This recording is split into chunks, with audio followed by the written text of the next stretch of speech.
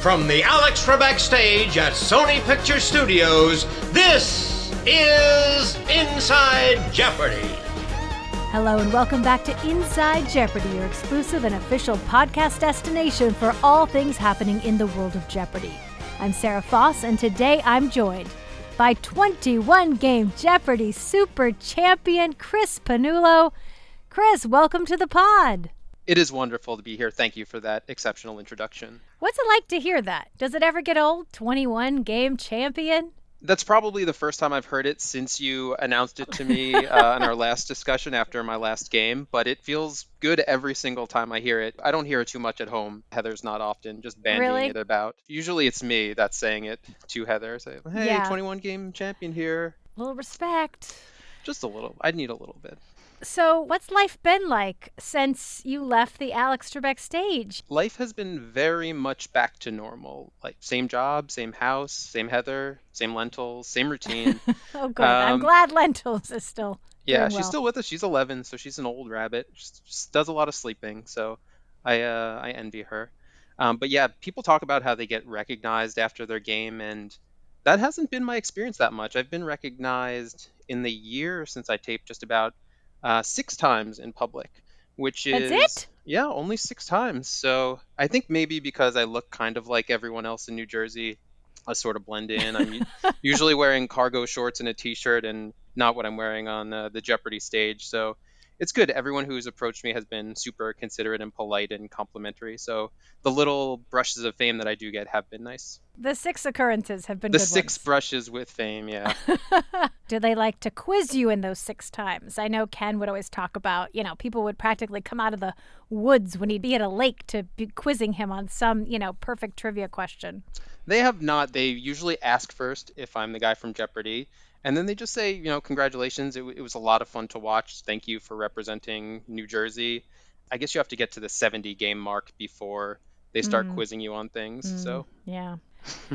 So I want to know what your Jeopardy journey was like when you first decided, you know what, I think I should try out, and how that looked. Did you try out more than once? How did it all go down for you? I've been trying out for a solid decade or so, 7 or 8 times on and off. Prior to the Anytime test, if you missed the test, you had to wait a year. And there were a couple times where I just missed it. I actually got the call 2 years ago, and I was out of the country and I had to turn it down. And I was like, oh man, it was like a crushing. But I was like, all right, well, maybe in a year, maybe soon they'll call me back. At least I know I'm on their radar. And then in my, I think, 17th month of eligibility, right before I was about to fall off, I got the call again. And I think, maybe you can check on this, the week I was supposed to tape originally was Amy Schneider and Andrew He's tape date. Wow. I'm so like 80% sure that maybe that's the case. Luck was on your side. I guess so. Something was on my side. But yeah, I told that to Andrew when we were taping Masters, and yeah, it's a real sliding doors moment. Life has so many of those, and we hear it so often for Jeopardy champions.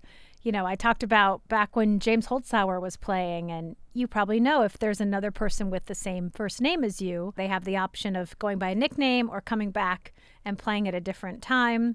We did have a James who made that choice. So, you never know. When is the best time, the most optimal time to come to the Alex Trebek stage? But certainly the second time you got the call was the charm for you.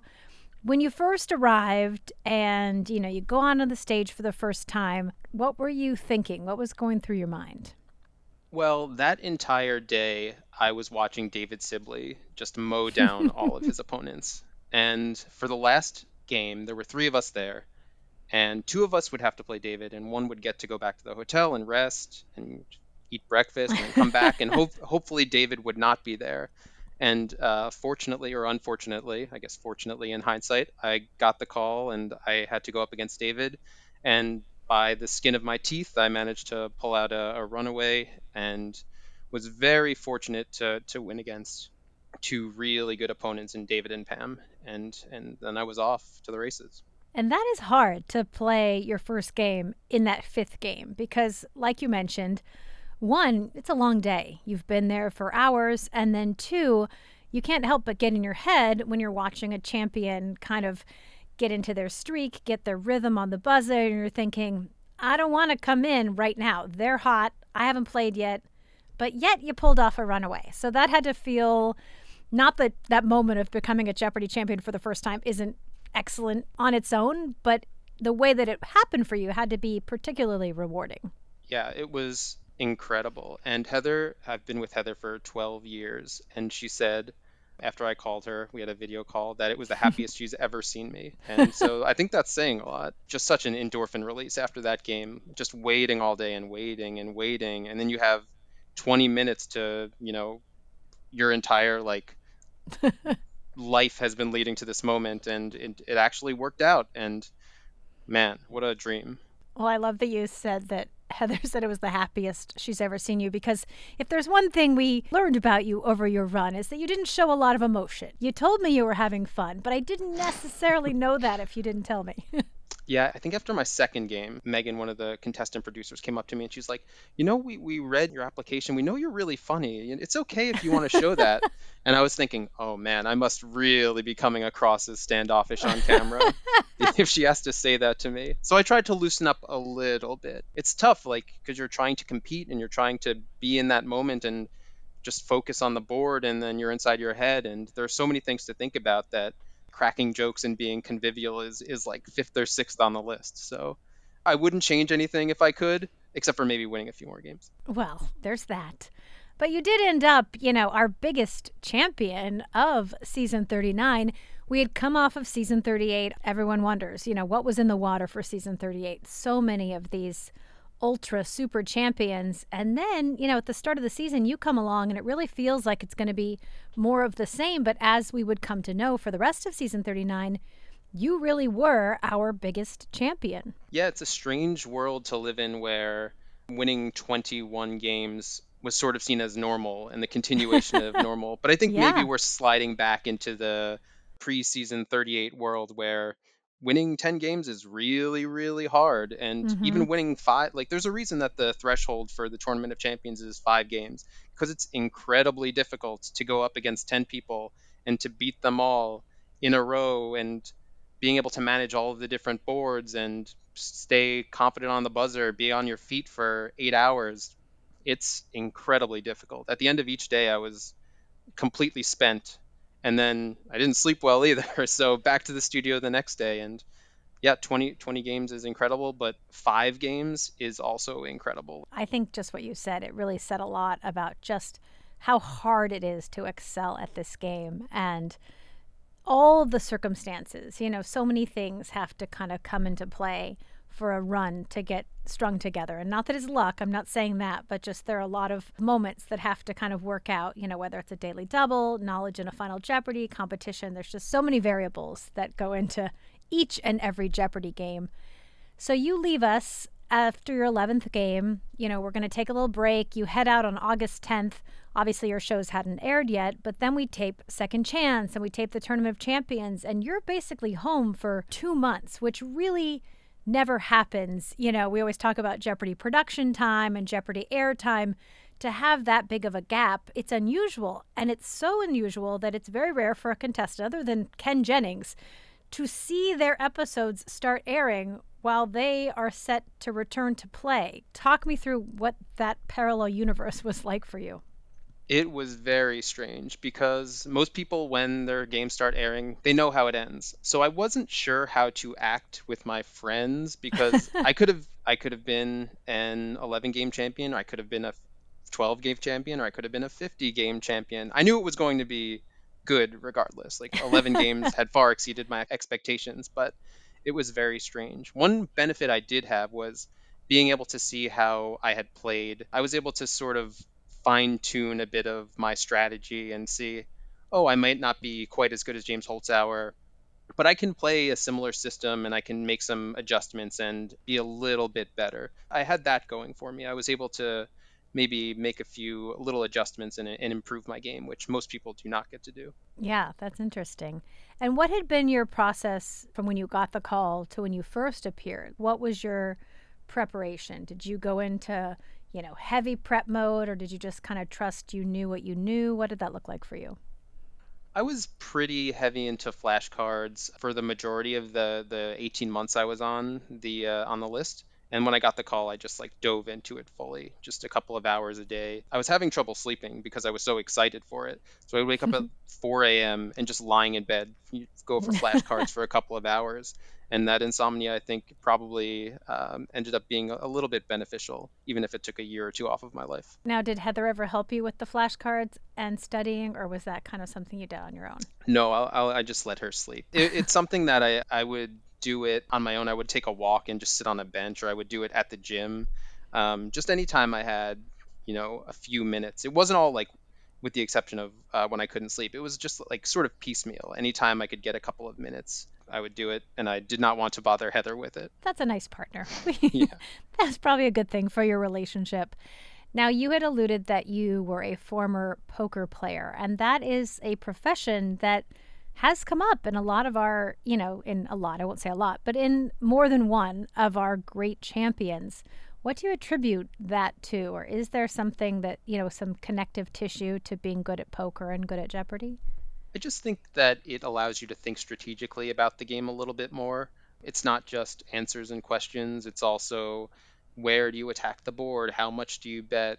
Where do you get your edges? You don't have too many edges in Jeopardy outside of knowing the answers, but there are some. And if you can find the daily doubles, if you can keep control of the board, then you can take, what might be a 30% edge and make it 35%. And that might not sound big, but it could be the difference between winning, 21 games versus 17. And did you have a goal for yourself coming in? Did you have a benchmark, like I want to make it to the TOC, or I just want to be a champion, or I just want to make it to final? Like, what was kind of your personal benchmark? My personal benchmark was just to play well. So to make big wagers when I knew I had to make them, to find the daily doubles. And if you don't know the answer, if you don't know something, you can't really control that. You can't control what the questions are, what the answers are. All you can control is how you're playing. So I just wanted to make sure that I was playing the way I knew I could. And if things went well, they went well. And if not, then at least I gave myself a chance to succeed. That was all I really wanted. And then after that first game, everything else was just gravy. Well, in terms of your approach, you really did come in a little Holtz-Howerian like with those big daily double wagers. I think you can think you're going to do that heading in, but actually being up on that stage and being able to have the chance to win or lose money that quickly, were you surprised, or was it like, yep, this is just how I thought it would be and I'm ready to put it all out there? It was just like how I thought it would be, going over old games and, sort of train. I would train a little bit, go through old situations and see, all right, what's the best bet size in this particular situation? And it's almost always a lot. There are very few situations where you should be betting small amounts in Jeopardy. There are some in strategic situations, but just having trained myself and knowing, okay, these are the bets I have to make in the times that I need to make them. And so when I was up there, I don't remember much from being up there. So it was just, second nature at that point. I had gotten myself into a state of mind where I knew generally the right bets to make. And if there's any regrets I have, there were plenty of times I didn't bet as much as I should have. And I was a little bit too conservative, if that tells you anything about how Jeopardy should probably be played. Interesting. I have to ask, as one of 5 siblings, has it changed? Do you get any more respect in the family now? Do you get a little more ribbing from your siblings? What's it like to be in your family now that you're this big Jeopardy champion? It's exactly the same. At the first few games, it was real high stakes for all of my siblings watching. But by about game 7 or 8, my sister Rachel, who is very competitive, she played D1 soccer.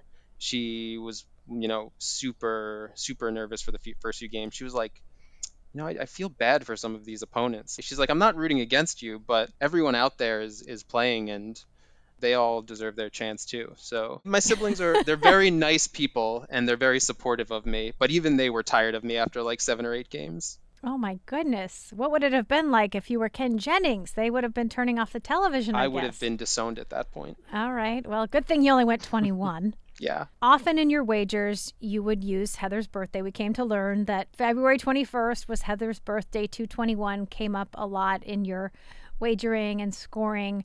And then here comes February 21st. Even Jeopardy is like posting about the day.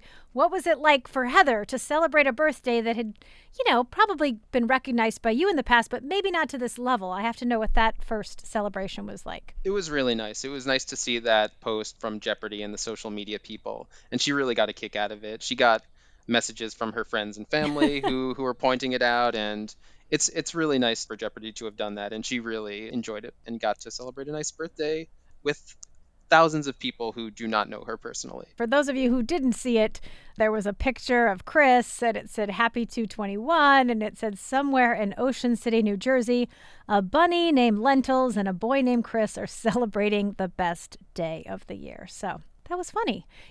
James did the same thing when he was playing. He would often put his anniversary in there. He would put his daughter's birthday and like these little nuggets. But, you don't know until after the fact if that's something that someone in your family is going to like. So I'm glad to hear that it was well received by Heather. Me too. Yeah, you had to go home and be like, just so you know, I talked about you and your birthday a few times in my 21 games. So as it's happening and you're building up these stats and we have this famous leaderboard of legends and you're going up the ranks, you're surpassing these Jeopardy legends. What's it like as that's unfolding? There really is not any time to think about it because it happens so fast, even Sure. with that 2-month gap and stopping at 11 games. At that point, I was at 10 games, so I was already at a really good level. But then going back to the studio, it was, all right, that's win 12. All right, that's win 13. All right, that's win 14. And so you don't have a chance to reflect. It's just, all right, get changed, 15 minutes, back out, next game. And so you just have to take it as it comes, and you only get to reflect at the end. And so at the end, I was just thinking about it, and 20 wins has only been accomplished 7 times with Julia Collins, I guess. Yes, you are 6th place behind Matea Roach. And then Julia Collins has 20. Exactly, yes. So we've been in the era of going past 5 wins for 20 years now, and to be in the top 6 is ridiculous. And I don't think I'll ever truly be able to conceptualize how rare it is, but I'm definitely thankful that it happened. Well, and then you're even higher for, highest winnings in the regular season. You're number 5. I mean, nearly $750,000 you earned. Yeah, of all the 10-game winners, I am 3rd in per game winnings. So it's James, it's Matt, and then it's me, and then a little guy called Ken Jennings. That's always fun to say in Jeopardy stats as well. Did you do anything fun with all that money? I mean, anything fun and exciting, or is it all just nicely invested? It's all nicely invested. I live a pretty fun life, but I'm not a risk taker. I'm not a thrill seeker. So most of the nice things are going to restaurants or spending time with Heather. So it's not a reckless life that I live. Yeah, only on the Alex Trebek stage. You talked about that in your initial run. I don't take risks. And we're like, you just wagered thousands of dollars in a matter of seconds. But that is not a risk to you, I guess. Yeah, you have to take some risks, but the bigger risk is not taking the risk at all on the Jeopardy stage. You have to take risks if you want to win. In one of your games, you earned, I think it was, almost $72,000 within 30 minutes. It's not bad for a half hour's work, huh? No, not at all. That is one of the games I think I could have been more aggressive on. I could have bet more in Final Jeopardy. I found all 3 daily doubles. I could have bet aggressively on the 2 latter ones. I could have finished with 6 figures maybe in that game. I'm not complaining, but I think when I look back at some of my regrets, that's one of them. I would have loved to have hit 6 figures in a game. Well, and then you look at someone like James Holzhauer, who had so many. I mean, I think he holds like 12 of, the highest one-game totals. And he was probably our most aggressive player in the past. So to know how you played, which was pretty aggressive, but then to know how much more aggressively you have to play to really get that 6-figure total, it says a lot about gameplay. Yeah, I believe his average score is higher than all of even my highest score. So, I mean, people say James Holzhauer broke the game of Jeopardy, but if you know all of the answers, which James basically does, it's going to be really hard to beat him. And that's not something you can easily replicate. You can't just go on Jeopardy and bet really high on every question unless you know almost every question, right, which very few people do. And James knows more than almost anyone else. Well, you got to meet James because, as many people know, you were our alternate for Masters. We gave you the call. We said, hey, please come out to Los Angeles, be our alternate. The way that this, competition is structured, if we don't put you in the first day, we won't be able to add you subsequently because of the point system. But what was that experience like? Masters was like a dream too, even without getting to play, getting to meet James and Sam and Matt and Andrew, Amy, Matea. I was just there trying to keep the mood light. And so I was just trying to, crack some jokes, laugh at Sam's jokes, tell Matt how much I enjoy Yale as a university, just trying to keep the mood light. And I think I did a pretty good job of that. It was a really great experience. They're all awesome people. See, this is when your jovial, joking side can really come out because you don't have to be on the stage competing. Exactly. Everyone there seemed way, way more, upbeat and open and ready to, be happy than I would have been. I probably would have been a little tighter and more tense. I mean, they didn't need me there. They were just as happy-go-lucky as they probably otherwise would have been. And what was it like for you then to watch Masters at home? You saw the beginning, you didn't see the culmination, but what was it like to have been there and then to see how it all played out? It was really incredible. The Andrew and Matea tiebreaker moment, and then the finals with James just barely squeaking out the win. It ended up being really incredible drama, and I'm glad that the first edition of Masters sort of lived up to what it could have been, and hopefully next year it does as well. Yeah, we're excited about that. Going back to the end of your initial run, your last game, you go up against Andy Terrell. It was a game, 9 lead changes between the two of you within that game, and I still don't know how Andy did the comeback that he did, going from negative 2,000 to winning the game. What was that game like? Obviously a very different game than you had played in the 21 previous games. It felt like a pretty standard game through the Jeopardy round. And then I missed the first daily double in Double Jeopardy, which put me down pretty bad. And then Andy found the third one, and I was in even worse shape. Then I had to crawl myself out of the hole, and I passed Andy on the very last question of the game, which I remember. I remember looking at the question and not fully processing it, but knowing I had to ring in on it. And I rang in on it, and I read it again and again, and I finally responded to Ken. I believe the answer was Helsinki.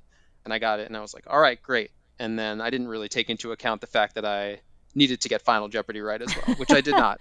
I remember that game being really tense the whole time, which a lot of my games were, but this one just ended up a little bit differently.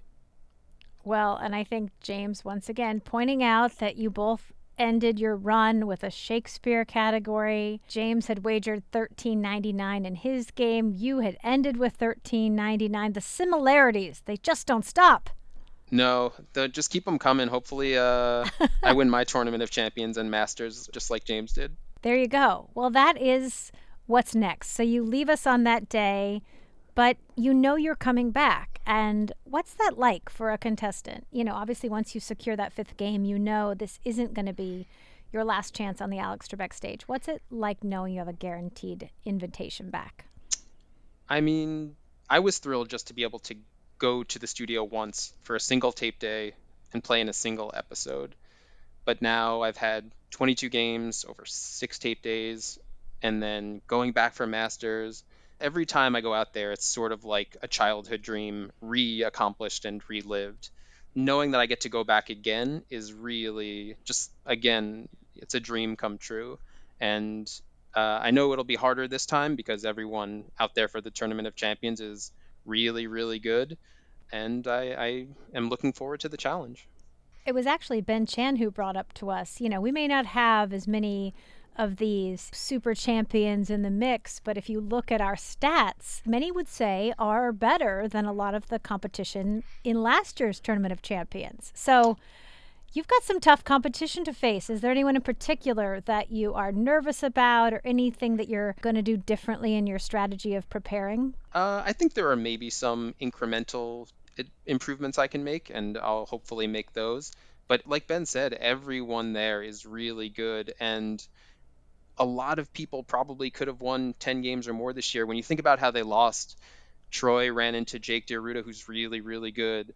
Hannah ran into Ben, Ben lost by misspelling a single letter. Luigi lost because he didn't wager enough on a question he got right. So all of these Hmm. people who were really, really good and who I'm sort of dreading playing, but also looking forward to, they all went out in a way that's just, Jeopardy's a minefield, and you never know when you're going to step on that mine, and you never know when, your next opponent is Troy or Yogesh or Jake Hmm. or Ben Chan.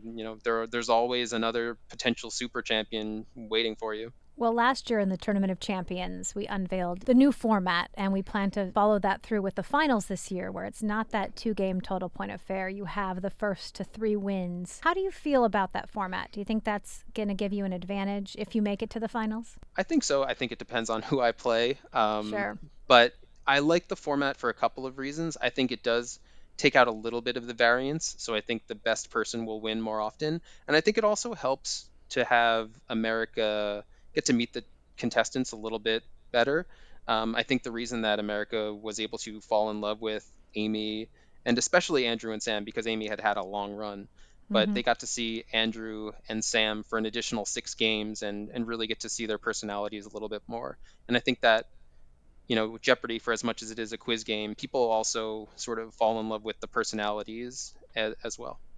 Absolutely. I think Masters showed us that because, these contestants had been able to play more games, they had been together more, and so they were able to really enjoy the experience in a way that we hadn't seen before. And that camaraderie between the 6 of them was so fun to watch. And I think that did begin to form in the TOC with that finals and with those 6 games. The TOC was always the pinnacle of Jeopardy excellence. But now you win that and you're headed to Masters. So what's that like for someone heading into the TOC, that North Star that's even farther from the biggest goal, which is to win the TOC? It's exciting. I would obviously be playing to win the Tournament of Champions anyway, but to know that there's a continuous tournament, the highest level to get to, it adds a little bit more pressure, which I accept with all of my heart. I feel like you thrive on pressure. I don't know. Maybe it's just an instinct. I guess so. I feel like in my day-to-day life, I do not thrive on pressure, but maybe when I get under the lights and it really comes down to it, maybe I do. Well, Buzzy's not here for this interview, but I'm going to ask Buzzy's top 2 questions. Yours, for the first one, we kind of already know. He asks, what is your lunch order when you're on the Sony lot? You always talked about the salad with chickpeas and chicken and a banana on the side. Is that going to stay true when you come back for the TOC? You going to change it up, or is that the go-to? I'm going to continue eating the absolute blandest food I can find on the Sony lot. I don't know how people like James Holzhauer can do it, who I think famously was eating Oh, slices yeah. of pizza. Pepperoni pizza and No, I would, soda. if I I were know. eating slices of pizza, you would find me dead behind the first podium after game 4. So yeah, just a lot of bland foods and maybe a Diet Coke. We know there will not be any olives. We remember that. I mean, if you can remove all of the olives from the commissary in advance, I would greatly appreciate it. We'll see what we can do. One more question. What is the Jeopardy stat? You've got a lot of great ones, but what's the one that you're most proud of? I think I'll give you 2. When I played my game and during my run, I was the second oldest 10-game winner of all time. So Ray quickly surpassed me, and I'm now the third oldest. But I believe that's true. I believe I'm still the third oldest 10-game winner of all time. So if they have a Jeopardy senior tour, I'll make my bid for that. And then my other one would be in my one of my latter wins, Zanny Brown, a really, really good player, had the highest ever Jeopardy score to be locked out at Final Jeopardy. So when the game finished, she had 19,400 and I had 39,800. So not only was like I winning games, but I was winning games against really good people like Zanny Brown and Matt Harvey and Mike Elliott. Like these people were putting up $20,000 against me, and I was just barely fighting them off every time. So those sorts of wins make my streak feel a lot more special. Well, your streak was special to us for many reasons, and we cannot wait to see you back on the Alex Trebek stage. It's going to be good, Chris. It's going to be good. I eagerly anticipate it. All right. Well, thanks so much for joining us on the pod, and we'll see you soon. Thank you very much. So great catching up with Chris. Looking forward to seeing him back in the TOC. And that wraps up our special interview series. I've had such a great time speaking with our Jeopardy Masters, kicking off with James. We had that great interview with him right after he took home the Masters trophy and the big prize. And then we talked with our other Jeopardy Masters throughout the summer. We talked to some season 39 standouts, and I hope you've enjoyed all of our conversations. If you've been watching our Jeopardy reruns the past few weeks, you probably saw last week the infamous TOC exhibition game. You got to hear Ken Jennings get bleeped, and you also got to see Amy Schneider, Matamodio, and Matea Roach. Well, as a result of all the great feedback we've been receiving, next Monday for our Labor Day holiday, we're going to air one of our bonus podcast episodes where I had the chance to break that game down with Amy, Matt, and Matea, all the behind-the-scenes stories. So please enjoy that encore pod. And in the meantime, subscribe to the podcast, rate us, leave us a comment, share across social, and follow us at Jeopardy on Instagram, on Facebook, on YouTube, on TikTok, on Twitter, X, whatever you want to call it. And send us your questions to InsideJeopardyPodcast@gmail.com. We'll see you next week.